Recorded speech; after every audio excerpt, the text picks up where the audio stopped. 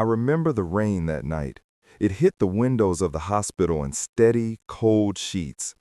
My son Ethan was sleeping in the bed, his small chest rising and falling too fast. The machines beeped a rhythm I was starting to hate. My wife Amanda was asleep in the chair, her face pale under the fluorescent lights. I was just staring at the clock, watching minutes tick by. Each one felt heavy. Then the door opened. A nurse came in with a clipboard. She had a kind face, but her eyes were tired. "Mr. Miller," she said softly, "we need to discuss the bill." My stomach dropped. I knew it was bad. The insurance had already denied part of the claim.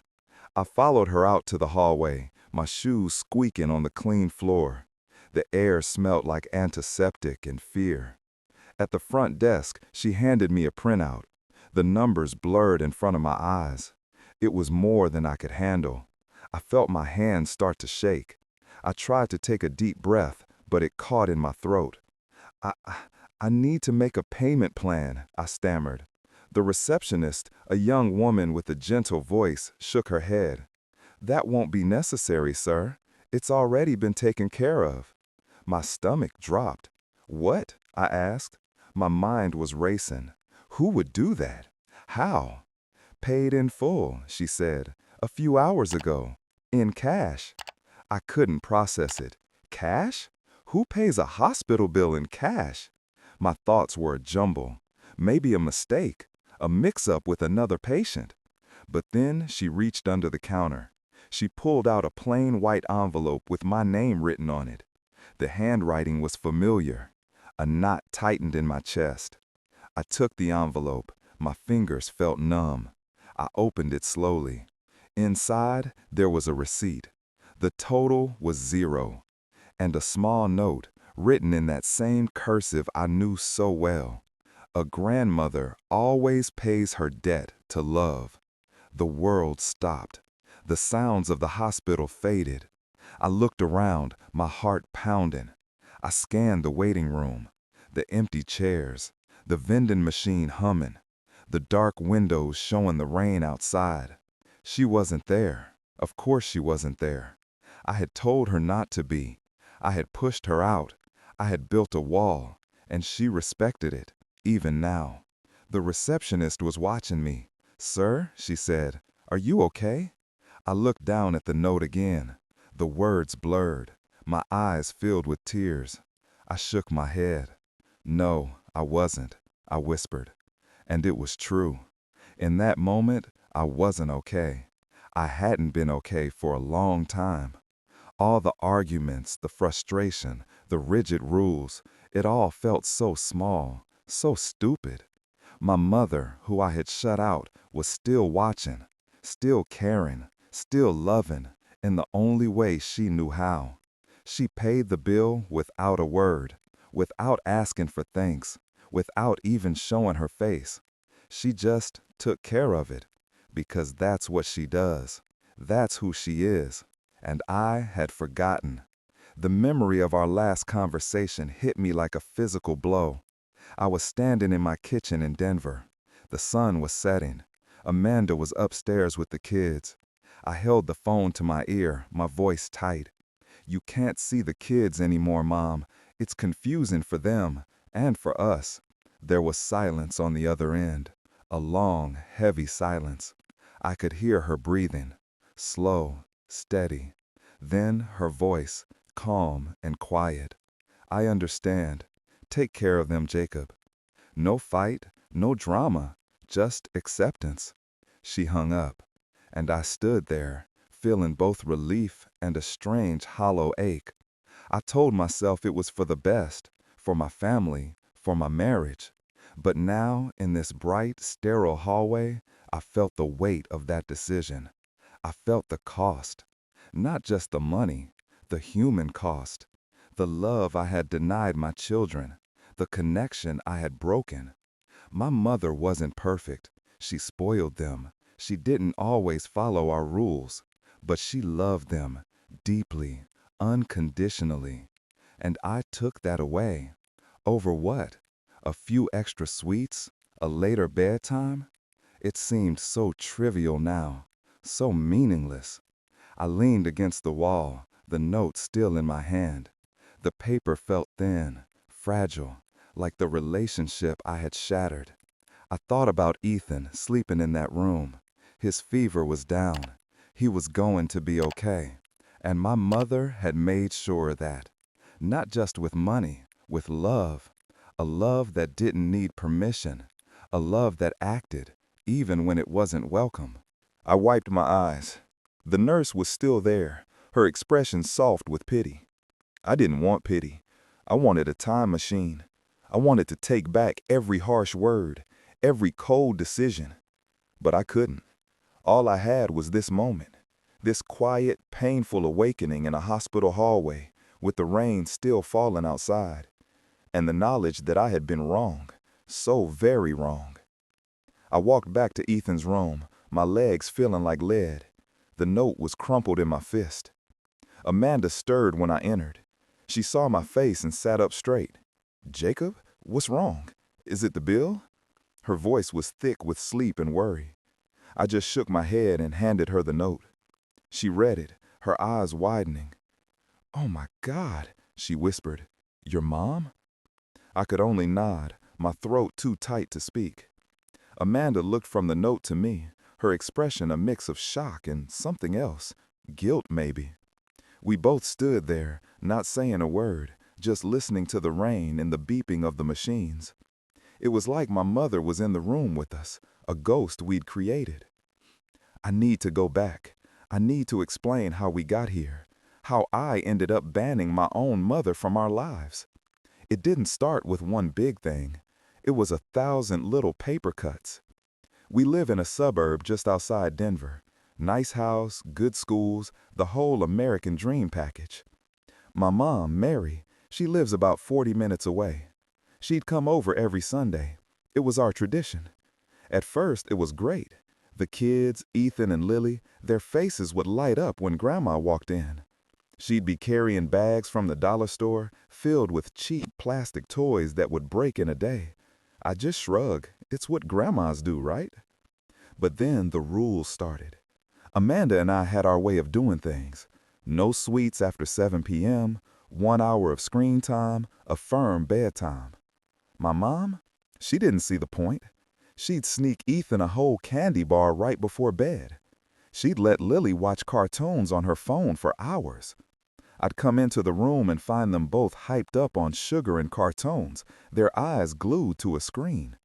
"Mom, we talked about this," I'd say, trying to keep my voice calm.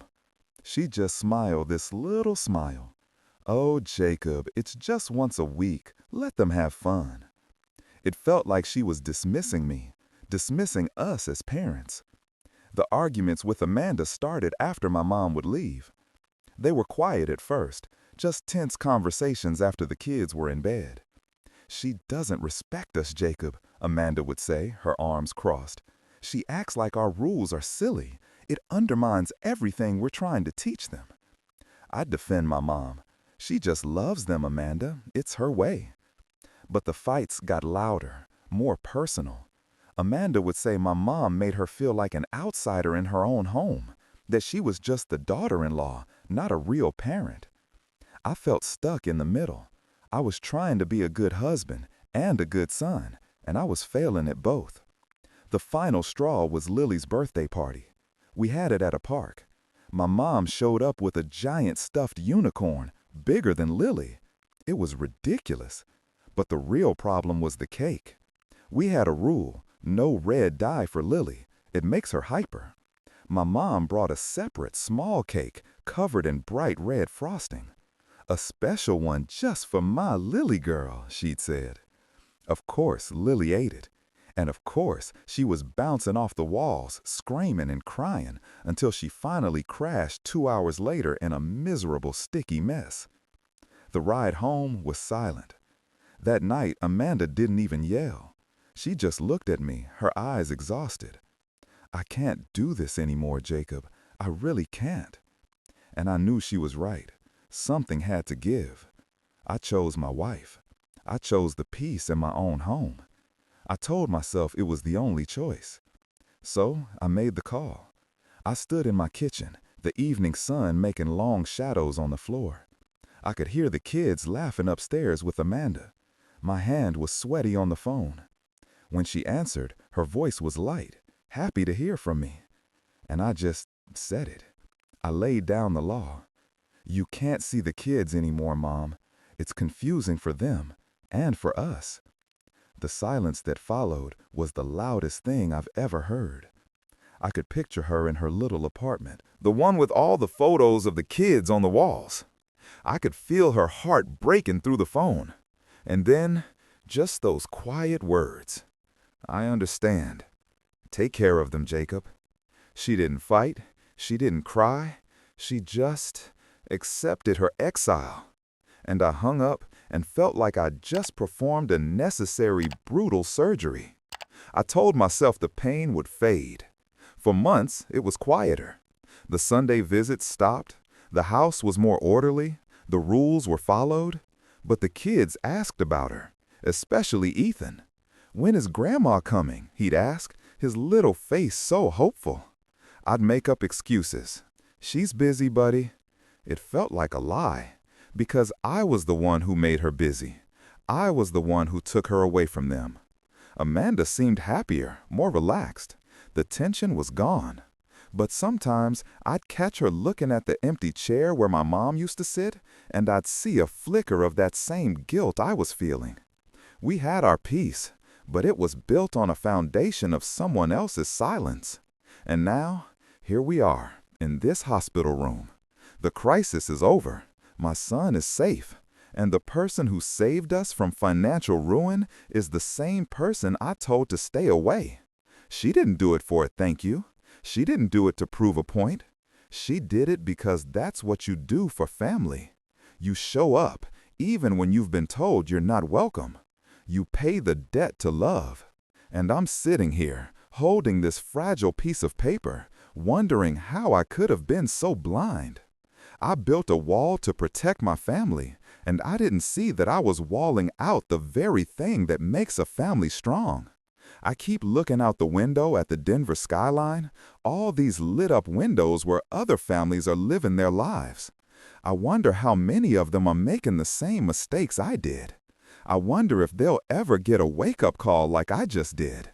I find myself imagining how far this story could reach. Comment below what city you're listening from, just so I know I'm not alone in this. I sat in that vinyl chair for a long time after Amanda fell back asleep. The note was still in my hand. I kept smoothing it out on my knee, reading those words over and over. A grandmother always pays her debt to love. Each time it hit me differently. First, it was shock. Then, this deep, aching shame. Finally, a weird kind of awe. My mother's love was this quiet, stubborn force. It didn't need an invitation. It just was. The rain had softened to a drizzle. I could see the lights of downtown Denver reflected in the wet parking lot. Everything looked clean and still. But inside me, it was a mess. I kept replaying memories I'd been trying to ignore. I remembered a Tuesday afternoon, maybe a year ago. My mom had come over unannounced. I was stressed from work, buried in case files at the dining room table. Amanda was at a PTA meeting. The kids were restless. My mom walked in, saw the chaos, and didn't say a word.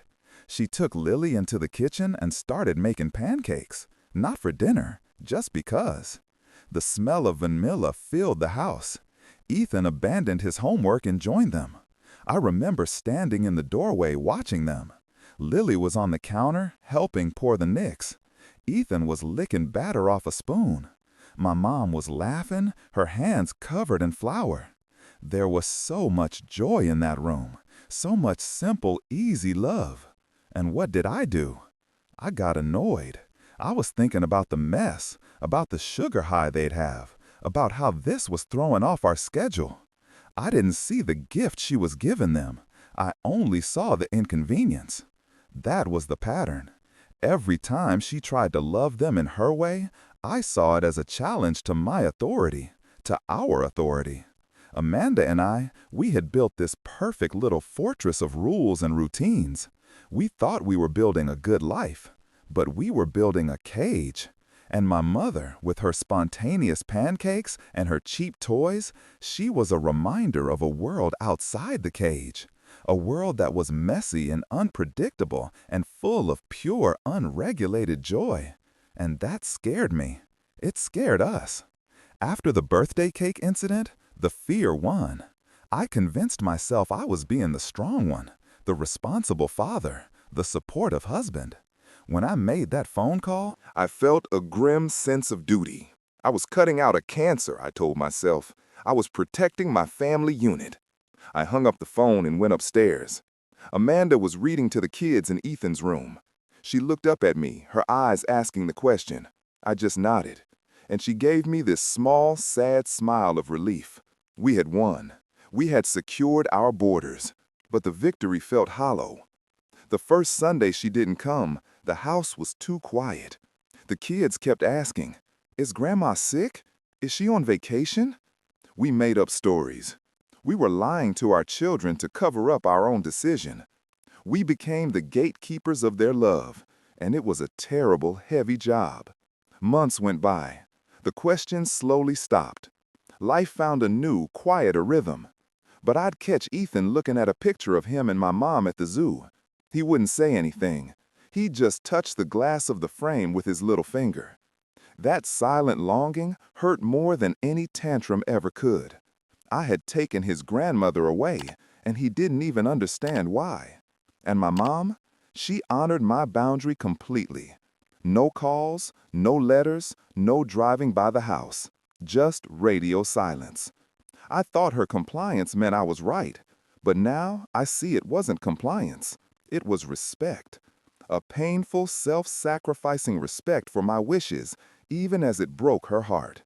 She stepped back so far, she became a ghost in our lives. Until tonight. Until her grandson needed her. She must have found out he was sick. A mutual friend, maybe. Or did she still have a way of checking in on us? She drove to the hospital in the middle of a rainy night. She walked up to that front desk. She pulled out a stack of cash. Where did she get that much cash? Did she drain her savings? And she paid a bill for a family that had told her she didn't belong. She didn't ask to see him. She didn't ask to see me. She just did what needed to be done and disappeared back into the rain. That's the part that wrecks me. She didn't use this as a way back in. This wasn't a transaction. It was just love. A debt paid, no strings attached. I looked over at Amanda, sleeping fitfully in her chair. I looked at Ethan, his breathing finally even and calm. And I knew, with a certainty that settled deep in my bones, that I had to fix this. Not just for my mom, not just for me, but for them. My children deserved that kind of fierce, unconditional love in their lives. They deserved the messy, joyful, pancake-making, rule-breaking love of their grandmother. The wall I built was coming down, brick by brick, starting with this note in my hand. It was no longer a symbol of my failure, but a map leading me back. But how do you even start to repair something you broke so completely? How do you look your mother in the eye after you've told her she's a disruption to your life?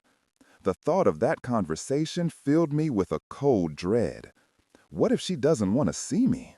What if the damage is too deep? The morning light started to filter through the blinds, painting stripes across the hospital floor. Ethan was still asleep. Amanda was awake now, sipping terrible coffee from a styrofoam cup. She watched me. I hadn't moved from the chair. "Jacob," she said softly, "we need to talk about this." I looked at her. Her face was pale, her hair messy from sleep. She looked tired. We both were. But it was a different kind of tired now. Not from a sick child, but from the weight of a truth we could no longer ignore. "I know," I said. My voice was rough.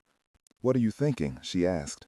She wasn't angry. She sounded resigned, maybe even a little scared. I held up the note. "I'm thinking about pancakes." She gave a small, confused frown. Pancakes. That Tuesday, you were at a PTA meeting. Mom came over unannounced. The house was a mess. I was stressed. And she just started making pancakes with the kids. I could still smell the vanilla. I could still see Lily's face smeared with batter, grinning from ear to ear. I was so annoyed, Amanda. I was only thinking about the mess, the sugar, the schedule. Amanda was quiet for a moment. She looked down into her coffee. I remember you telling me about that. You were frustrated. I was an idiot, I said, the words tasting true and bitter. I was so focused on controlling every minute of their lives that I missed the point of it. The point is the joy, the messy, loud, unpredictable joy. And my mom, she's all joy. She doesn't know how to be anything else. Amanda nodded slowly. She took a deep breath. I think I was afraid of her. That surprised me. Afraid of my mom. Why? Because she's their blood, Amanda said, her voice barely a whisper. She's your blood. And I'm the in-law. I felt like I had to prove I was a good mom. I had to have all the rules, all the control. Because if I didn't, what was my role? She made me feel like I was just temporary, like she was the real mother and I was just filling in. I stared at her. I had never heard her say that out loud. All the arguments, the tension, it wasn't really about candy or bedtimes. It was about belonging. It was about her place in this family. And I was so busy playing referee, I never saw the real game. Oh, Amanda, I said. I got up and went to her. I knelt beside her chair. You are their mother. Nothing and no one can ever change that. Not my mom, not anyone. You are everything to them, to me. Tears welled in her eyes. But I let my insecurity build this wall, Jacob. I let it push her out, and I let you do the dirty work. We both did it, I said, taking her hand. It was cold. We built the wall together. We thought we were protecting something, but we were just hiding. We sat in silence for a while, listening to the steady beep of Ethan's heart monitor. It was a sound of life, of a second chance. So, what do we do now? Amanda finally asked. I have to go see her, I said.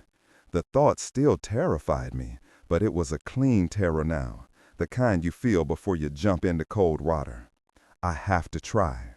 Amanda squeezed my hand. We have to go see her. That we meant more than any other word she could have said. It meant we were in this together, not as fortress builders, but as bridge builders. The doctor came in a little later. Ethan was doing great. He could go home by lunchtime. We packed up his few things, the get well cards, the little stuffed dog the hospital gave him.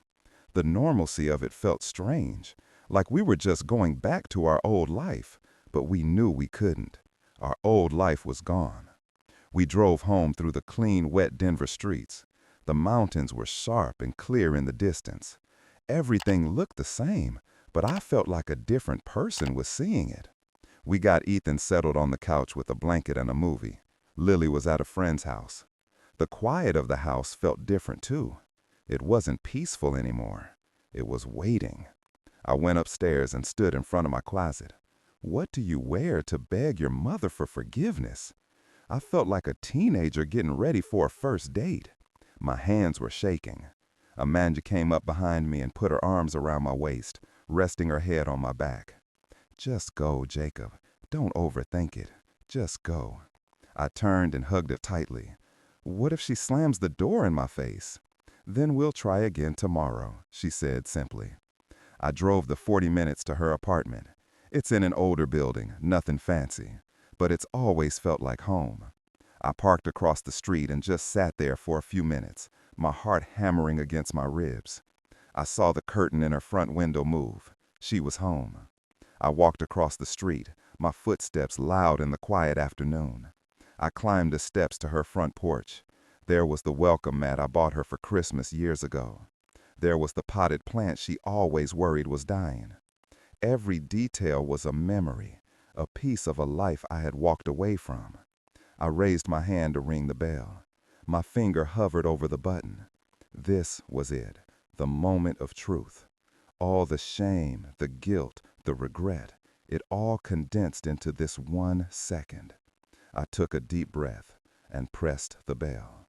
I heard the chime echo inside. Then, footsteps, slow, steady. The door opened, and there she was, my mom. She looked smaller than I remembered. She was wearing an old sweatshirt and jeans. Her hair was a little messy. She had her reading glasses perched on her head. She just looked at me. Her face didn't show surprise or anger or joy. It was just still. We stood there, frozen in the doorway. The space between us felt 1,000 miles wide. "Mom," I said. My voice cracked on the word. She didn't say anything. She just looked at me, her eyes searching my face. And then her chin started to tremble, just a little, and I broke.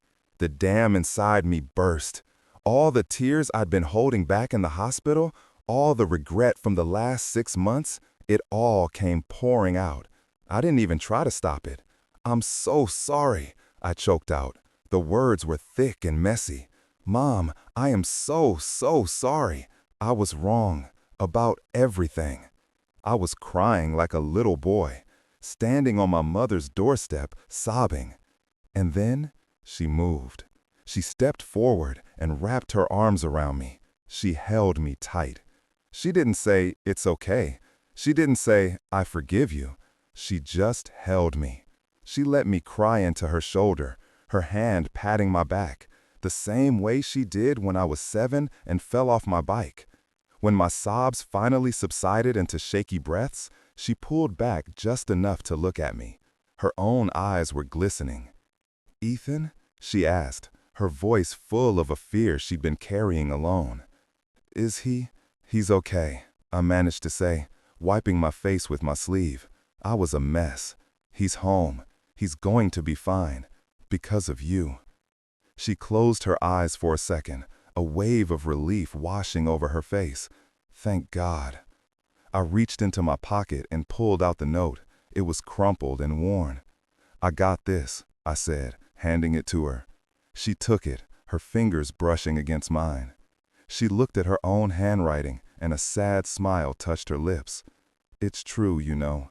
A grandmother's love, it's a debt. You can never really pay it off. You just keep trying." "Can you," I started, my voice still unsteady. "Can you come over? The kids, they miss you. We miss you. We want you back, on any terms, your terms." She looked at me for a long time, her eyes soft. "Jacob," she said softly, "I never left." And in that moment, I understood. She hadn't. She was always there, just on the other side of the wall I built, waiting for me to realize I was on the wrong side of it. "Come on," I said, taking her hand. It felt small and strong in mine. "Let's go home. Let's go make some pancakes." She finally smiled then, a real, full smile that reached her eyes. "Okay," she said. "Okay." She grabbed her purse and her keys, and she locked her front door. She walked with me to my car, and I opened the passenger door for her. As I walked around to the driver's side, I looked up at the Denver sky. The clouds were breaking up. The sun was coming out. The drive home was quiet, but it was a good quiet, a healing quiet. I kept glancing over at her. She was just looking out the window, watching the world go by. My mom, back in my life, back in our lives. We pulled into the driveway. Amanda must have been watching for us because the front door opened before I even turned off the engine. She stood there, holding Lily's hand. Ethan was peeking out from behind her legs. My mom got out of the car slowly. She stood by the car door, almost hesitant. Amanda let go of Lily's hand. And then, my wife, the woman who had been so afraid, did the bravest thing I've ever seen. She walked down the front path, right up to my mother, and she hugged her. She hugged her tight. "I'm sorry, Mary," I heard Amanda whisper. "Thank you for everything.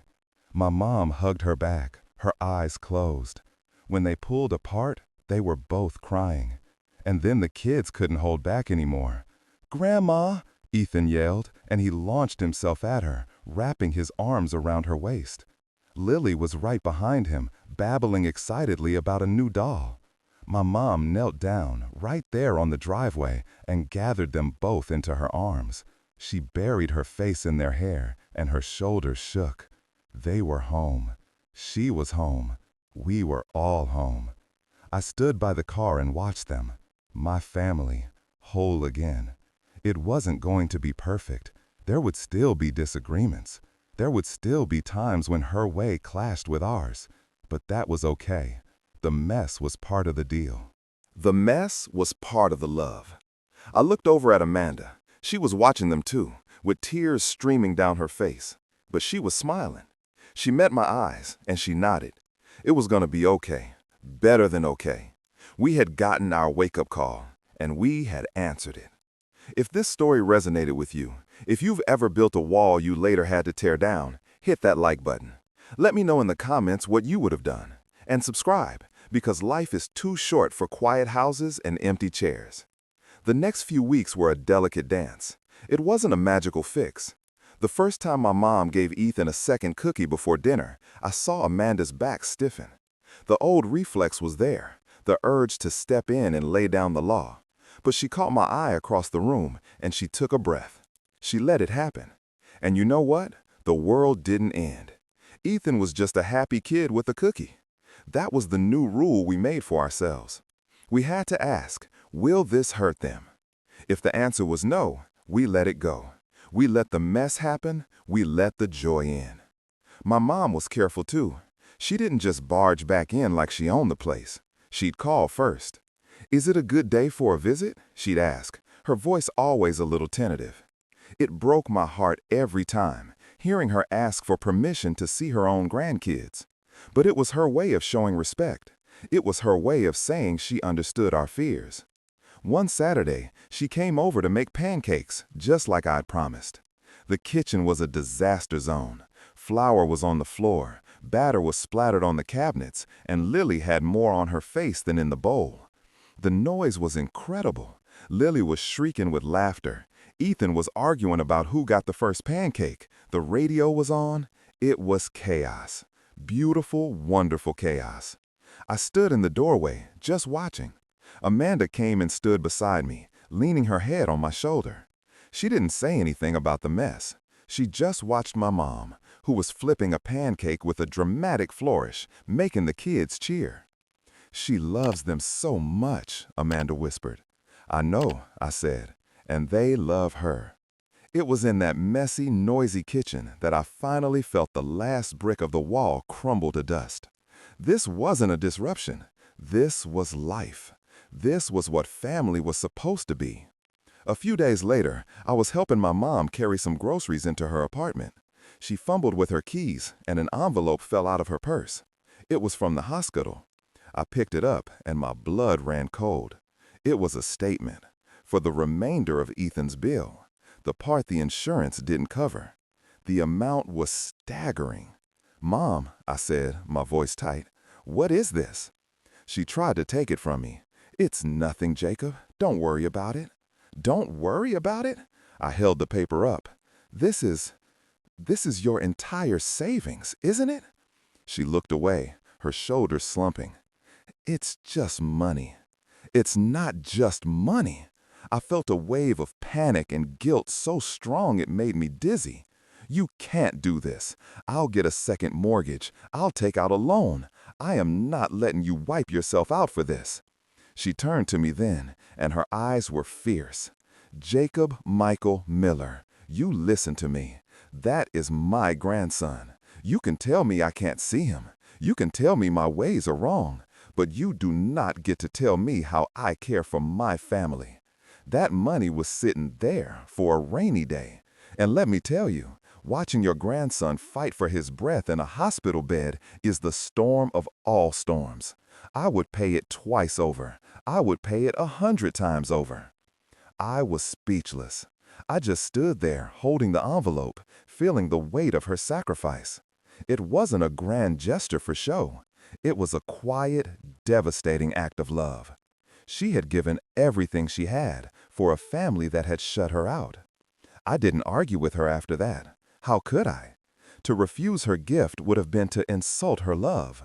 So I did the only thing I could think to do. I started putting money into a new savings account for her, a little bit from every paycheck. Amanda was the one who suggested it. She transferred the first $1,000 herself.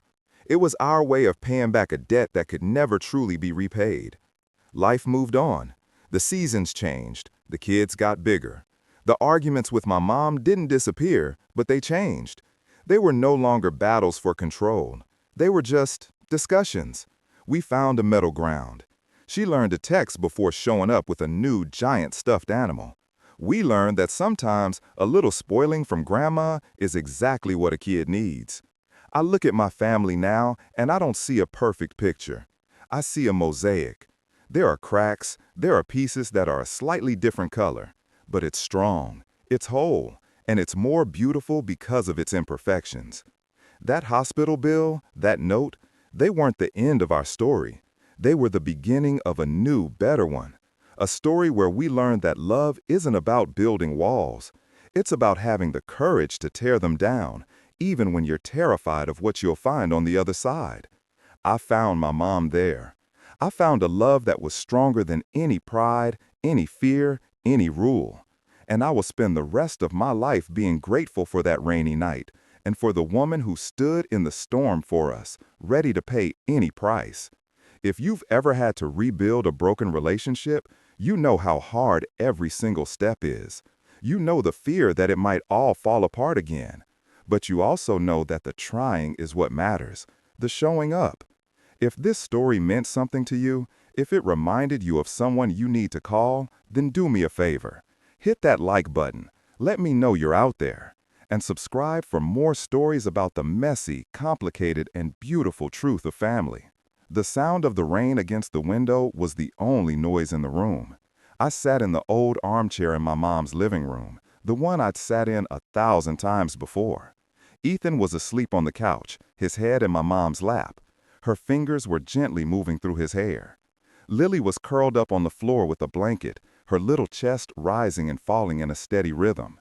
The TV was on, some old movie playing quietly, but no one was watching it. Amanda was in the kitchen, making tea. I could hear the soft clink of mugs. The whole scene was so normal, so peaceful, it almost hurt to look at, because I could still remember the silence of this house just a few months ago, the silence I had created.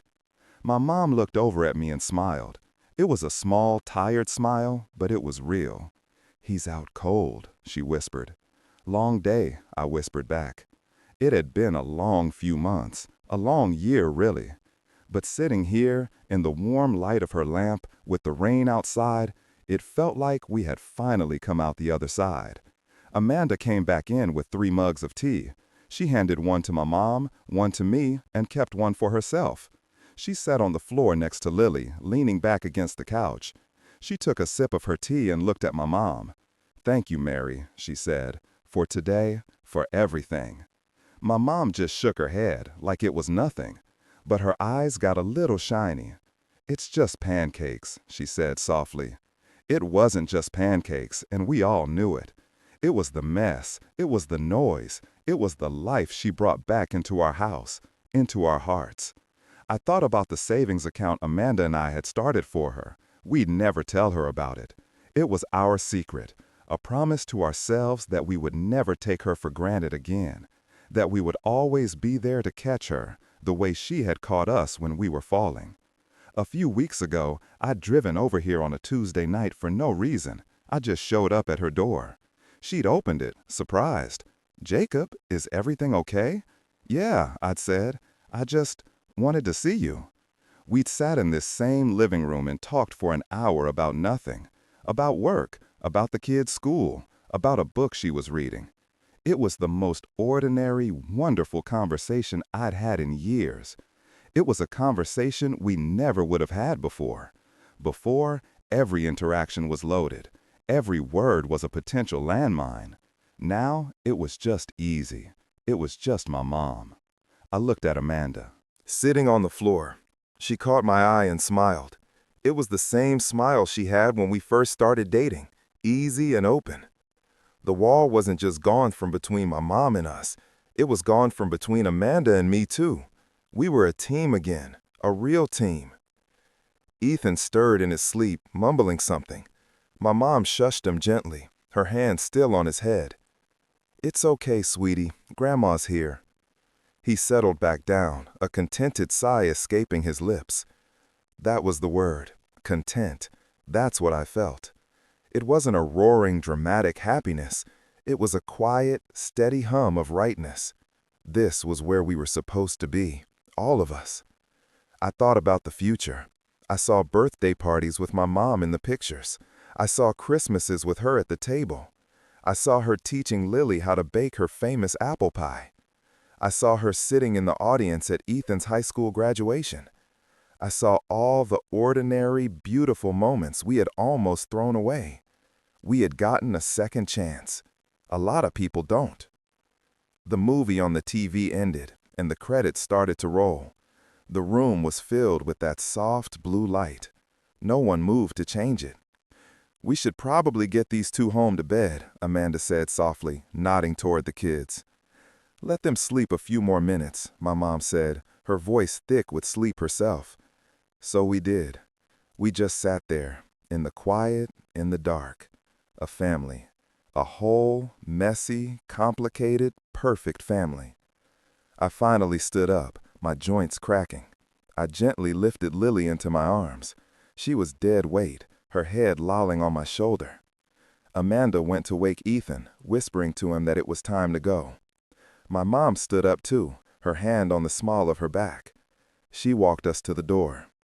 I shifted Lily to one arm and pulled my mom into a hug with the other. I held her tight. "I love you, Mom." She hugged me back, her grip surprisingly strong. "I love you too, Jacob, more than you know." We got the kids bundled into the car. The rain had slowed to a drizzle. My mom stood on her porch, wrapped in a sweater, and watched us. I waved from the driver's seat before pulling away. She waved back, a small silhouette against the warm light of her open door. We drove home in silence. The kids were asleep in the back. Amanda reached over and put her hand on my knee. "We did good," she said. "We did," I agreed. And we had. It wasn't perfect. It would never be perfect. But it was real. It was true. It was ours. We pulled into our driveway, our home. I carried Lily to her bed, and Amanda guided a sleepy Ethan to his. We tucked them in, kissed their foreheads, and closed their doors. I stood in the hallway with Amanda. The house was quiet again, but it was a different kind of quiet. It wasn't the quiet of absence. It was the quiet of peace. It was the quiet of a story that had found its ending, and it was a good ending. If this story found a place in your heart, if it reminded you of the power of a second chance, then do something for me. Hit that like button. Let me know that love can win. Leave a comment and tell me what family means to you. And subscribe, because everyone deserves a story with a happy ending.